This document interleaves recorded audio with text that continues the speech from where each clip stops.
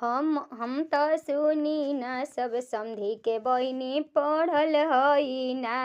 हम त सुनी ना हमर समधी के बहिनी पढ़ल हई ना।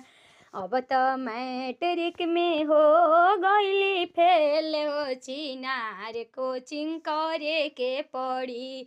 अब त इंटर में हो गईली फेल हो छिनार फिर से पढ़े के पड़ी। अब हमारो कमनी भैया मास्टर हवे ना। अब हमारो कमनी भैया मास्टर हवे ना।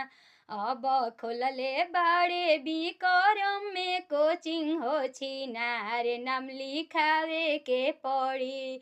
अब खोलले बाड़े बिक्रम में कोचिंग हो छिनार फिर से पढ़े के पड़ी। अब हम त सुनी ना सब समधी के बीबी परोगी हई ना। हम त सुनी ना हमर समधी के बीबी रोगी हई ना।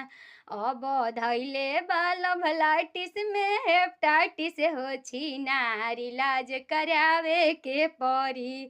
अब धैले बालभलाइटिस में हेपेटाइटिस हो छिनार इलाज करावे के पड़ी।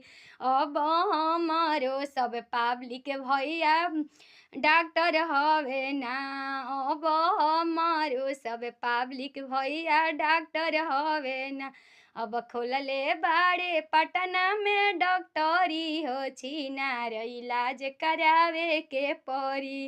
अब खोलले बाड़े पटना में डॉक्टरी हो फ्री में इलाज करावे के पड़ी।